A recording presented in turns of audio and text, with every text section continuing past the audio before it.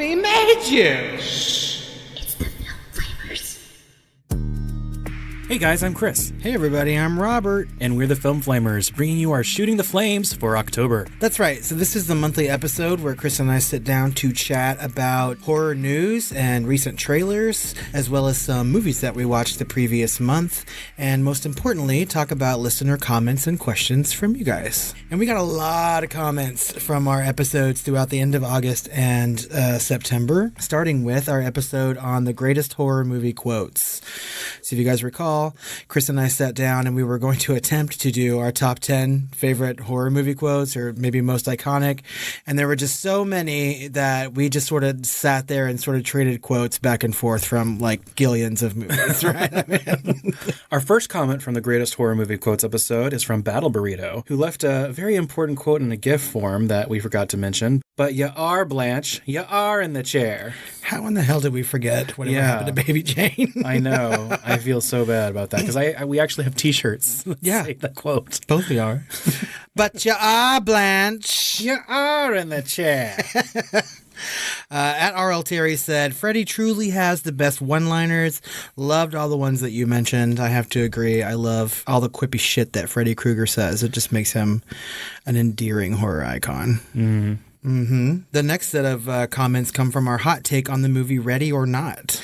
R.L. Terry says, loved your take. I concur 100%. I get a feeling that a lot of people liked this movie, so that really makes me very, very happy. But the bulk of our listener comments in September came from our Shooting the Flames episode. And you'll remember in this episode, we played a series of voicemails that we got from Patrick Johnson, sort of expressing his disdain for our hot take of his unreleased movie 47 Hours. Yes. And of course, he is the director for that movie. Yeah. So our first comment comes from @CodyLandman. Those voicemails were really fucked up. That's not a good way to get others to want to check out your work. Like you guys said, you got to have thicker skin in the entertainment industry. It's true. At Battle Burrito also commented on this one. He said, seriously, I think he was just trying to save face at the end. That shit seemed totally inappropriate. Hashtag Patrick Johnson. Hashtag 47 Hours. And I think for hashtag 47 Hours goes to like a Beyonce song or something. Well, and then if you keep scrolling down, someone's using that hashtag as some sort of inspirational message for people who are battling cancer or something like that. And I was just like, oh, I don't know. So the next comment comes from @TFCPod, and they say, I feel so uncomfortable listening to this lunatic. This was quite the journey. What an actual psycho.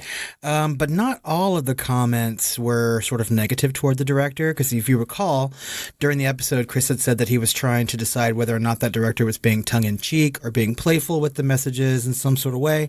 And Ignatius Straga on Twitter says, I actually thought those voicemails were tongue-in-cheek too. So, I mean, some people didn't quite take it as offensively as others did. Yeah, and that Savage_JC from Instagram said, oh my God, those voicemails were amazing. I was dying. I think you too, if you don't already, should feel like you have officially made it as film reviewers. Like, you didn't just get an angry email, you got a fucking voicemail from a director. Fucking podcast gold. I know it doesn't always feel great when people say shitty things to you, and you guys handled it very professionally. Be proud. Thank you, and we are. I was super worried that we would come across as sounding like jerky or things, but, you know, having listened back to the episode, I feel that we expressed ourselves well, and I'm happy with what I had to say about the situation, and I'm completely ready to move on from it as podcasters and film reviewers. And honestly, if it happens again, I mean, it's a good learning tool, and I'll just say my spiel all over again. We also got some questions. The first one coming from @CodyLandman, and he says, I've recently started listening to the podcast, and I'm loving it. You guys and your discussions are great and fun, and I love your passion and love for horror. A question I have for you is, what are some of your scariest movie moments? That's a really good question. So I've said before recently, too, that I'm completely terrified of the movie The Strangers. And to me, like, the scariest moment in that movie, spoiler alert if you haven't seen it, Liv Tyler's like alone in the house. And it's the first instance that we know that one of these masked people is in the house. And you can see him behind her while she's just going about her business. And it just completely terrifies me. Also, in a movie that doesn't scare most people, The Birds, I get really tense and nervous at the scene where Melanie Daniels is sitting outside the schoolyard and birds are landing one by one on the playground equipment. It's tense. Like, every time I watch that scene, I get scared. it's tense, right? And it's manufactured by Hitchcock. Mhm. So I certainly wouldn't feel guilty for that. No. For me, I would say I would echo The Strangers as well. But, I'd say like there's a couple of things like if something's like they just don't see much or don't explain it, the more mysterious it is. Yeah.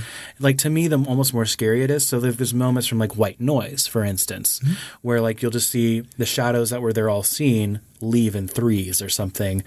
And it's like you didn't realize they were there all the time and they were watching and listening and malevolent, and so that kind of thing freaks me out. Like I just got chills talking about it.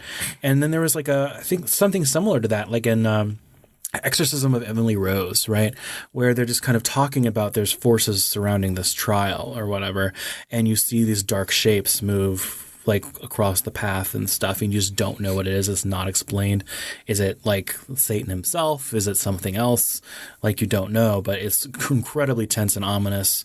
And those are the types of things that kind of give me goosebumps and.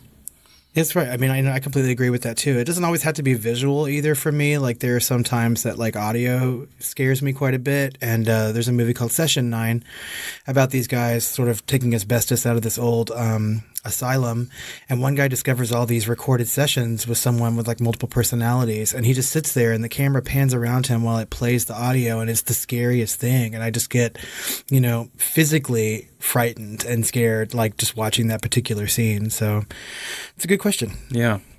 Andrew from Friday the 13th asks, do you have any upcoming releases that you are over the moon excited about? So I asked him if we were limited to just theatrical releases, and he says, no, go for it, whatever you want. So I'm super excited to see the movie Memory, Origin of Aliens. Oh, right? yeah, me too. So this is a documentary that's coming about Ridley Scott's original Alien from 1979. And I think it sort of delves into like how they wrote the movie and how like Giger made all his drawings and things like that. And it's incredibly interesting to me. I can't wait to see it. And why some of those things that they show in that film are so psychologically disturbing, and why they've lasted so long, and why it's a classic on different levels. And I think that's a conversation that has been well documented in, I think, academia and some making of stuff, but not necessarily in pop. So it's going to be interesting to see this documentary. Yeah. I mean, I love watching documentaries anyway, especially when they're about horror movies. So this one's going to be fantastic. I'm also looking forward to the new season of American Horror Story because it seems like they're sort of redeeming themselves a little bit this year. Could be. Going back to horror basics, and it looks fantastic. By the time that this podcast recording is released, it will have already been airing, so we'll know for sure. Yeah. Horror news. So first up in the news, we've got season 2 of The Haunting of Hill House, or Bly Manor, goes full on AHS. Meaning American Horror Story. Yeah. Right? So what does that mean? It means that they are bringing back original cast members to play different roles in this second season. Including, I think, the director's wife. Yes. Yeah. Mm-hmm. A lot of the cast is coming back. And I mean, they haven't even started filming yet. She was the edgy she's the lesbian character. Yeah. I loved her. She was great. Yeah, she was my favorite character, I think. I mean, a lot of these people are coming back, and I was already excited about it before I knew this, but I really enjoyed the acting in that movie. I think they did a fantastic job, and I would love to see them take it to a different story altogether. And I really enjoyed that style of filmmaking. Yeah, me too. I want them to keep going, and I'm just interested to see what other stories they might do, like House of Usher or something next. You never know. If they continue to do like literature, like that really makes me excited because I love haunted house literature. It's so good. You never know. They might do their own take on like something like The Shining. Oh, yeah. That'd be awesome. Totally could. That'd be amazing. Yeah. So next up, they have reported that Battlestar Galactica is having another reboot, and it's coming to NBC streaming service. So yet another streaming service that we're going to have to subscribe to watch this. Kill me. The streaming service is called Peacock. So it hasn't come out yet, but we don't need one. Are you talking about like the streaming service or the reboot? Pick one. Yeah, both. So what they say in the article is that the reboot is going to be both a reboot of the original 70s short-lived series and the reboot from Sci-Fi Channel, right? Which is amazing. So One of the best shows ever made. Really. Agreed. I don't know what they're going to do with this reboot. I completely agree that we don't need it, but Maybe they'll bring cast members back. I mean, the reimagining is what they called it for the 2004 version that started in 2004. Yeah. They brought back a couple of cast members from the first one just, to play actual important parts. So. Well, you need to have some sort of callback. But, I mean, after the remake or reboot of Battlestar Galactica, this latest one, they had sequels. Didn't they have, like, Caprica and stuff that came after that? That was a spin-off show I never watched. Yeah, and I never reached the heights of the original, but they did have 2, like, spin-off movie things, made-for-TV movies and stuff. Why don't they just, like, DVD type stuff, remaster this and, like, just show it again? I don't know. Pegasus and Razor or something, I think. I don't know. I never watched it. I mean, I really enjoyed the Battlestar Galactica reboot, and I mean, I don't know. I guess we'll have to see. Next up, Andy Muschietti is developing an adaptation of Stephen King's short story, The Jaunt. That's right. And I think he's also doing another Stephen King adaptation of Roadwork as well. So he's really dipping his toes into the Stephen King universe. I love the short story, The Jaunt. It's all about, like, teleporting. Oh. And, like, it's a family. They're about to teleport to, like, another planet from Earth. And they're telling their children the story of how it was discovered and developed, right? It's a really interesting short story. And I'd love to see how they are going to film this. A long time ago, they were going to make an adaptation with Brad Pitt in it or something like that. Like, it was going to be really weird. But this guy did a good job with it. And if he, appreciates Stephen King's work, I think that he really puts his heart and soul into it. And so even taking a short story or a short novel, I think that he could turn it into something great. And finally, Jamie Lee Curtis recently sat down and did an interview talking about the upcoming 2 Halloween movies that are coming out. It's like Halloween Kills and Halloween Ends, coming out in 2020 and 2021. And she is saying that there's a lot of, like, ass kicking going on. They're bringing back more characters from the original movie, sort of grown up, which they've already done. So, like, the kids they were babysitting, like Tommy Doyle is coming back. Sure. And she says that she's read the script and she's promising that it's going to be a good conclusion. Like, they're creating just their own little trilogy, and she's super excited about it. Well, I think that's awesome, especially because, like, at first I was worried that this was just going to be schlock because this one was, Yeah. And I thought it ended well, and that she was prepared and that she had set up the trap and everything. But, I look forward to it because originally they had, like, at least 2 movies worth planned in one, and they decided, hey, we're gonna split it up, I guess, now into 3. And they filled some more gaps, and just wanted to know, how this first one goes. And obviously it was very well received. Yes. And so they're going to go ahead and do the rest that was kind of already written for the most part before the first one came out. So that gives me a little bit of hope, that this wasn't just a reaction to the market. Well, and yeah, if they already had the script written and they were originally going to film 2 movies back to back anyway, and the studio was like, let's just see how this goes, right? But I mean, if it's the same writing team, director, things like that, I mean, it has the same feel as that. I mean, I don't even want to call it a reboot anymore because it's not. It's just a continuation of the original movie. I mean, I have high hopes for it. I just hope that my theater going experience for these 2 movies is different. I think I've learned a lesson, and I'll go see it at a different time than I did. Because obviously Halloween is a very popular franchise even today. Sure. Coming soon. The first trailer that I've written down to tell you guys about is a movie called Villains, which comes out September 20th. I think it's already been out on, like, the festival circuit. Yeah, it played South by Southwest this year for sure. And it looks super interesting. Yeah, it looks like got the guy from It who plays It. Bill Skarsgård, yeah. And a couple other people in there, but it looks super intriguing. It has, I think her name is Micah Monroe, the girl from It Follows. Yeah, the tone is thriller and almost like a dark comedy. Actually, it looks kind of straight up dark comedy, but also very, very much horror. Yeah, it looks very disturbing, some sort of actually. Zombie-ish type of thing going on in the basement, but it looks fairly intimate. Stage play-ish, which I love. So who knows? But it looks like they're holding some things close to the chest here.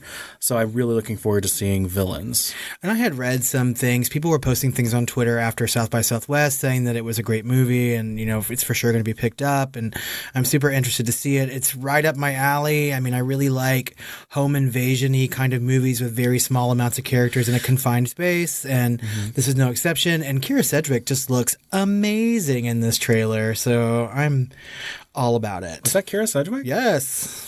Holy crap. I know. Okay. Next up is the trailer for the new television series Creepshow, which is going to debut on Shudder September the 26th, which is my birthday. It's like Shudder just gave me a birthday present. Again. Yeah. I know. So they're just knocking it out of the park with personalized horror for me because I love Creepshow, and I think this trailer looks incredibly fun. It does. It looks a lot smarter than the movie. Yeah, I mean... Unlike the movie, it will have different directors and different writers for each segment, and I think that they're not releasing it in a bingeable way. They're going to release it 1 week at a time. I'm feeling like that sort of thing's coming back. Yeah, and so I happen to like to be able to binge things at my own pace. Me too. So I'll probably, and I hate waiting for things. So I may just wait until it's all released, and then I'll sit down and watch all of Creepshow. Yeah. So, but it looks great. Sort of a return to form to serialized like horror that we haven't seen on television in quite a while. I know that they're doing at least one Stephen King adaptation, Gray Matter. I think that's the very first episode. Yep. And they're also doing a short story from his son as well. Oh, okay. So who has his own show now? Yeah, Nosferatu. That's right. I mean, like the Kings are the King Hills, I guess. And speaking of which, Netflix is releasing a movie called In the Tall Grass. It'll be out October 4th, so right before this podcast will drop. But Netflix has a way of releasing their trailers like sometimes days or a week before the show comes out. So yeah, there's no way to prepare. But this has been on the like upcoming movie list for quite a while. It's based on a short novella by Stephen King and his son. They took turns writing different segments of the book. Oh, so, okay. It's got Patrick Wilson in it. I mean, yeah. So horror cred. Yeah, it looks good. It looks creepy. Okay. So the next thing on our list is Are You Afraid of the Dark? No. Which, of course, was my favorite horror serialized television show back when I was a kid. Mm-hmm. I watched it all the time. I even created my own little midnight club. Did you really? Stories with my sister, yeah. That's nice. So this is going to be October 11th. However, it looks like it's only going to be a 3-part miniseries on further inspection. I never really watched Are You Afraid of the Dark?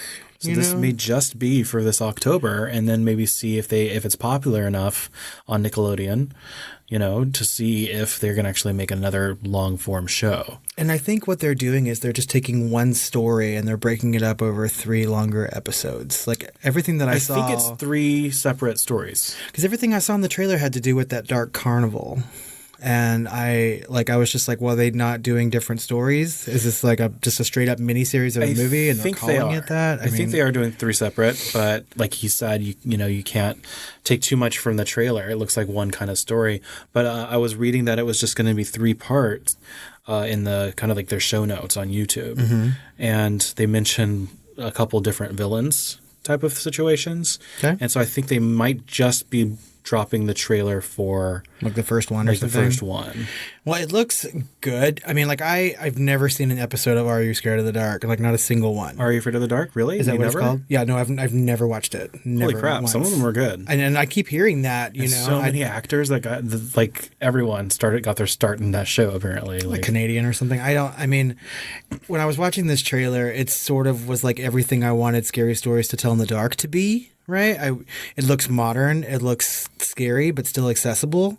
And it doesn't look like a slog like that movie was. And so I will sit down and watch this one. And maybe like the one time I've turned on Nickelodeon since I was 9. Yeah, they were good and bad, different directors, different actors every time. Mm-hmm. So, it's you can give it a chance multiple times. I wonder if that's available on streaming somewhere. I can just go back and watch some of those episodes. I created like a night because we used to watch like Ren and Stimpy, Roundhouse, Clarissa Explains It All, and Are You Afraid of the Dark pretty much in one night. It was like Nick at Night on Wednesdays or something back in the day, or Thursdays. I've seen Ren and Stimpy. And so I had manufactured a little night for me and my sister, 20 years later. So they're all pretty much available on Amazon. Oh my God, y'all had so much bonding time when y'all were kids. My brother and I were just like, we're going to go do our own thing. Thanks. Next up is a movie called Gretel and Hansel. It's coming out in January of 2020, so not too far away. And this trailer looks fucked up. It does, but it looks good. Yes. And the witch is played by Alice Craig, otherwise known as the Borg Queen for some of you. So, yeah, it looks really good to me. I saw in the casting that they have a younger version of the witch as an actress in there somewhere. Don't recognize the actress, but that tells me that they're going to do some flashbacks or something, or an origin story for the witch, or something along those lines. Maybe it's like a continuation where she's actually vetting the next witch. I don't know. But the actress that plays Gretel, of course, was from It. She's the redheaded She girl. was good. She was good in those movies. I Yeah. liked her as an actress and character. She's going to grow up to be Jessica Chastain, so... Clearly. I love when they take like fairy tales and make them scary, right? I really like that little subgenre of horror. I guess you could call that folk horror. Well, right? it is folk horror, Yeah. but it's also scary already, which Yes, is kind of the course. point Yeah. of that particular story. So I'm really looking forward to seeing that. It looks really, really good. And of course, the last thing on our list is what we already mentioned, which is Memory, the origin of Alien. But we've already talked about that. So what we're going to do is we're going to send you all of the links to the trailers from YouTube on our show notes. So check those out. That's right. Go watch them and let us know what you think. Recommendations. Well, I have to start off by saying that, of course, we went to see Ready or Not. And we did mention slightly that we did come back and watch The Babysitter because... Samara Weaving? Yeah, poor man's Emma Stone. Emma Stone. What the fuck was that? He's suddenly Irish. Is in Babysitter. And so we were kind of blown away by The Babysitter. It was so tongue-in-cheek, so referential to other horror movies. Just a really, really fun and bonkers ride. And it's right there on Netflix. You have to check it out. It's high quality, well acted. It's fun. It's a little scary. Not really, but I mean, it's really good, dark fun. So check that one out. And so when Rob from Movie Geek and Proud was listening to our hot take on Ready or Not, I had mentioned that I hadn't seen The Babysitter or Mayhem, which is on Shudder, and he sent us a message, a DM, and he was just like, "Go watch The Babysitter and Mayhem now, like for the love of little baby Jesus." And I was just like, "We've corrected one of those things." So The Babysitter was so good. Yes, and I think I actually liked it more than you did, which is rare. Yeah, I mean, like obviously there were some things that I would change, you know what I mean? But I liked this is a 4 out of 5, and you're like, it's a 3.5 for me, or something like that. I mean, I don't think I had that much disdain in my voice when I said it, but it was an enjoyable movie. I would totally watch it again. It wasn't as fun as Ready or Not, I think, for me. It was more nostalgic than Ready or Not, that's for sure. Yeah, I mean, there was a lot of like referential to other the horror 80s movies babysitter and- killer movies and stuff. So it kind of flips the script a little bit, but I don't want to spoil too much. So What else did you watch, Chris? I watched Dark Crystal: Age of Resistance, and we started actually watching this together. Right. Did you ever finish it? I have not finished it yet. You monster. I know. Because after you get over like the first 2 episodes, which I really still enjoy, but apparently for people, especially if they have not seen the original Dark Crystal from 1982, which we actually covered on Patreon for our Flamers flashback segment, they say, I think they say it's like this is very plot heavy. There's too many characters or something. It's very kind of same problem Game of Thrones had. Yes, the that's first couple right. episodes. But once you see the first like 2 episodes or so, the exposition's done, and you can move forward. And it moves forward. Trust me, it goes forward fast, and it gets dark. And there is some nightmare fuel in this show, just like there was in the first movie. But this one goes way further. And I'm talking like like most people say like the hands really bother them in Labyrinth when all the hands come together and make faces. Well, picture that, but with spiders. Oh, shit. Yeah. So, yeah. So it goes places, and there's a lot of other things that happen in there too.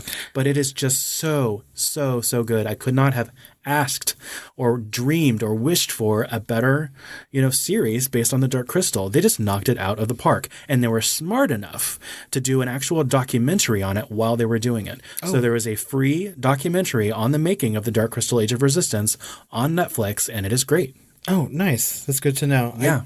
So I think we just watched the first 2 episodes together. Or was it the first 3? It shows like how the puppeteers have to use the to do the Skeksis, and they literally have to be standing up in the costume with this thing. They have to be looking down at a small monitor to see what they're doing, wrapped to their chest, and then their hand is above them for hours doing the beaks of the Skeksis. See, that is like masterful. And they're just doing all of it, and then someone's with a remote control making them blink and do little quirks with their faces and stuff at the same time.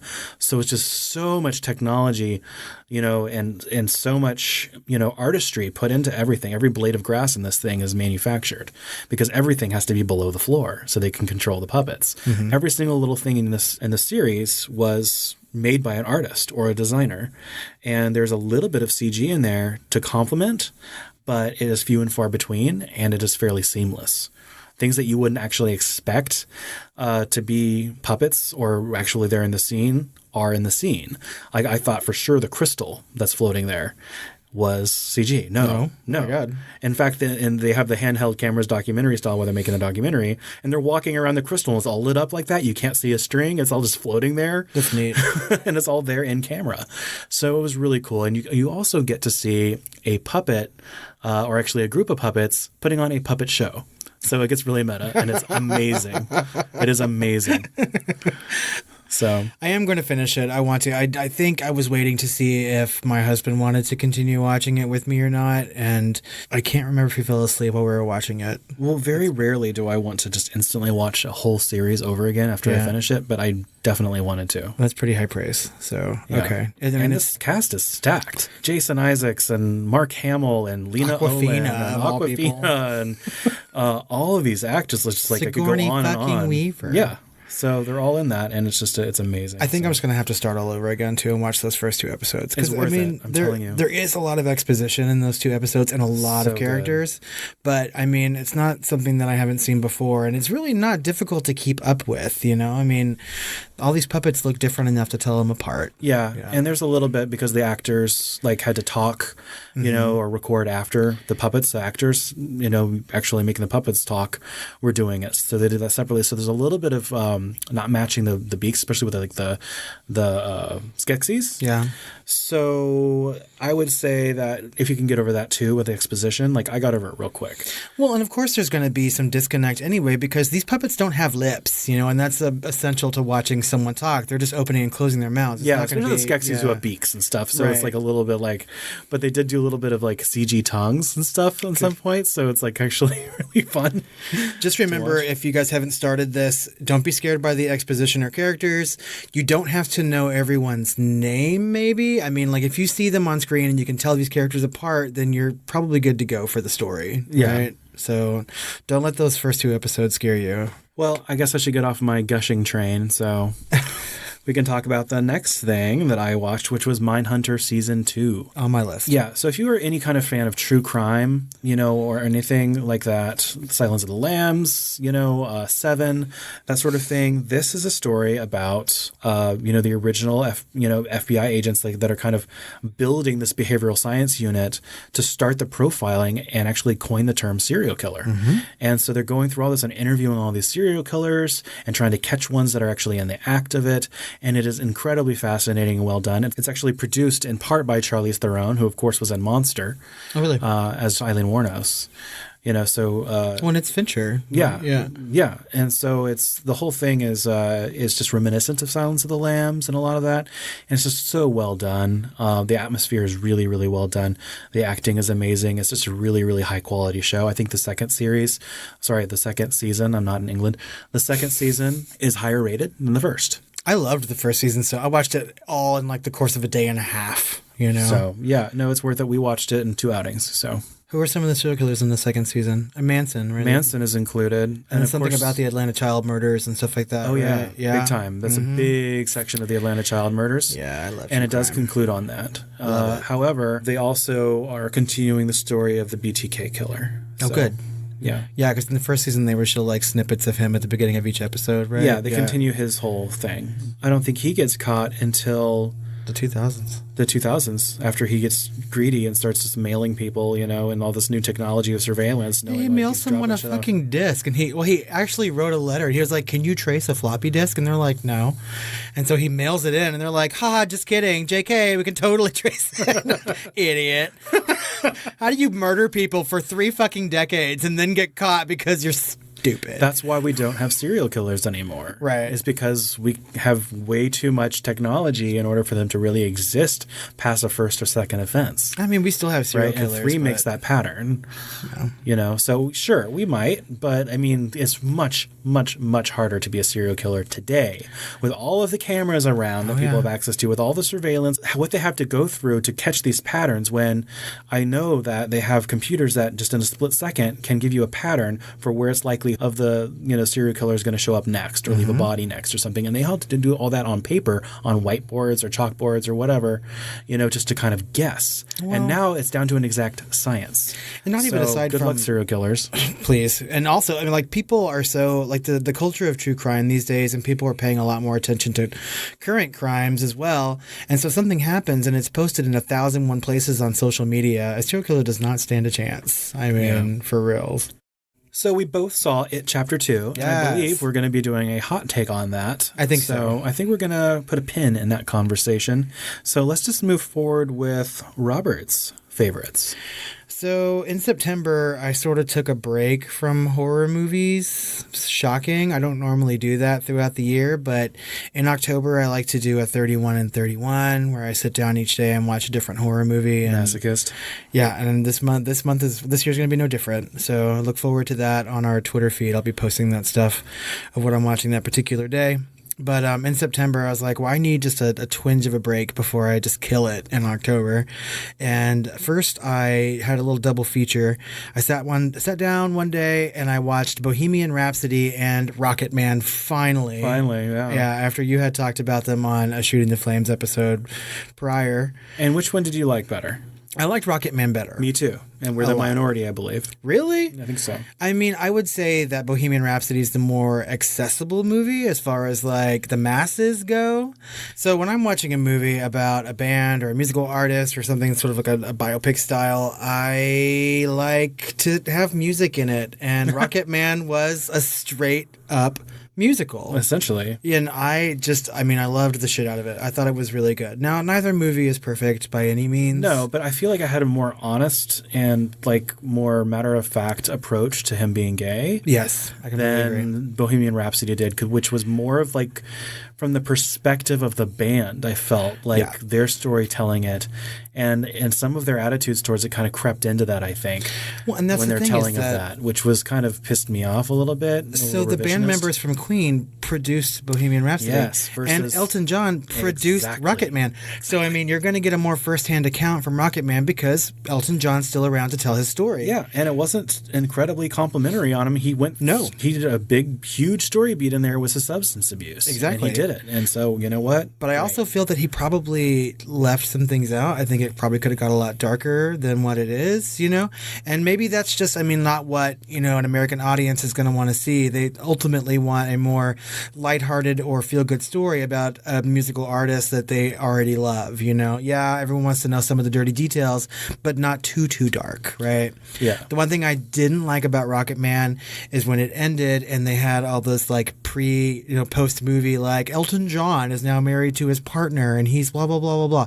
And they had pictures of him and whatnot. I was like, okay, we didn't have to do all of that. That seemed a little self-serving. I like knowing that they ended in the music video, I'm Still Standing. And of course, he was high as fuck. When he was doing that. Mm-hmm. So it's like... Because they were like, he's been sober for X number of years. And I was like, well, not when that video was made. I'm like, come on. It was well done, though. Yeah, it was a well-made movie, well-acted movie. Taron Egerton did a fantastic job. I assume that he is going to be nominated for an Oscar. He'll be nominated for Rocket Man, certainly. So one last thing about Bohemian Rhapsody before I move on. I have not seen the other nominees for Best Actor from last year. I've seen a good handful of them. Like Rami Malek, he was good in that movie, but was he fantastic, though? It seemed like he acted straight from the tooth, and I'm like, okay. He didn't have a choice. They gave him that. Yeah. This is just one of those moments where an actor transformed themselves or a body part in such a way. This is a Nicole Kidman's nose, perhaps, or something. And I'm like, okay, so I'll just need to compare a little bit more. But both movies were good. Rocket Man, much better. Go watch it. The other reason I didn't watch a whole lot of horror movies in September, or really any, was because I'm going to Paris at the end of the month, and I wanted to watch some movies either in Paris, about Paris, whatever, to like sort of psych myself up. My husband watched some of them with me. He sat down and watched Amélie, which is my favorite French movie, and I didn't think he would actually sit down and watch it. So, I mean, if you guys haven't seen that, go watch it. But I watched a movie called Midnight in Paris for the first time. It's a Woody Allen movie. Oh. And it was just so good. And I know it's maybe not fashionable to like Woody Allen these days, but this was a Best Picture nominee from 2010 that I somehow missed, and it was just great. I loved it. This guy, he is in love with Paris, and he visits there with his fiance, and then every night he gets transported back to the 20s. So he's hobnobbing with Picasso and Hemingway and stuff like that, and it was just a really fun, funny movie. Cool. And then lastly, we sat down and watched Julie and Julia. This is about Julia Child, Of course. right? You hadn't seen that before? No, I had. I just haven't seen it in a very long time. And so tears were streaming down my face the whole time we watched it. Isn't that also Emma Stone? No, it's Amy Adams. Oh, whatever. You just want Emma Stone to be in everything, don't you? Well, she's better than Amy Adams. Oh my God. No. Well, she has won an Oscar and Amy Adams has not. So, Yeah. but I cannot. And I do have to say Amy Adams wasn't Drop Dead Gorgeous and Emma Stone wasn't, so she has 1 point in her favor. I did watch one horror movie, though, because I can't help myself. I was really looking forward to watching Satanic Panic, and it finally was released VOD and theatrically the same day. And so it's a really fun horror comedy. It's got Rebecca Romijn and Jerry O'Connell in it. Huh. And it's filmed here in Dallas. So, I mean, it takes place in Dallas, and it just felt like, watching home.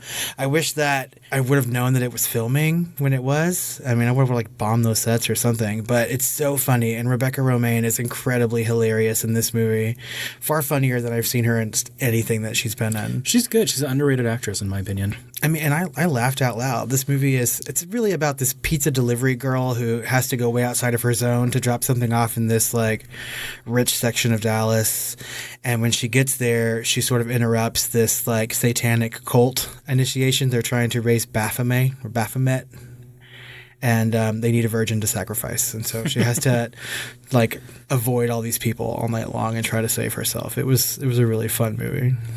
So go check it out.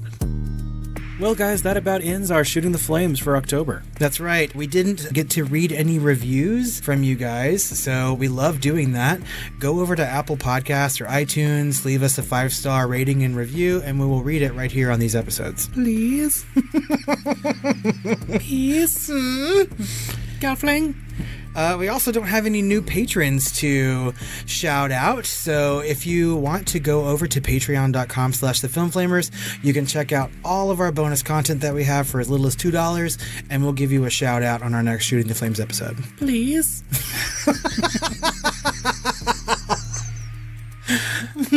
On Patreon, you can find The Great Conjunction. Be our patron. Junction. Please. I think you spent too much time. No, guys, we love our patrons, and we love it when you guys give us reviews, and it's really important to us, and it helps us a lot. And we've been on a little bit of a drought lately, so it would really be helpful if you did. Yeah, we would appreciate it very, very much. If you have any comments about this episode or others that you've heard, you can let us know on social media at The Film Flamers on Twitter, Facebook, and Instagram. And as always, you can email us at tiredqueens@filmflamers.com or call our hotline at 972-666-7733 and let us know all of your comments and all of your questions and all of your concerns, really. Yeah, about any of our episodes or anything that you're looking forward to. There are so many ways to get in touch with us, so go out there and do it. And stay tuned for the rest of October. We have a lot of stuff coming at you. In fact, I think we're devoting this entire month pretty much to Stephen King. That's right. Like Chris said earlier, we're going to have a hot take on It Chapter 2, which I know a lot of you guys have seen. We'll be discussing Creepshow in our Film Flamers Deep Dive. And we have a special top 10 for all the horror this month, counting down our top 10 favorite Stephen King adaptations. So look forward to that. I'm sorry, did you want to say one of those? No. You're making a face. Sorry, I was just thinking about it. Maximum Overdrive. We made you! What are you waiting for, huh? Wrong movie, but it really fits. Well, guys, until later in October, Sweet dreams. We made you. Please. Please. Yeah, flying.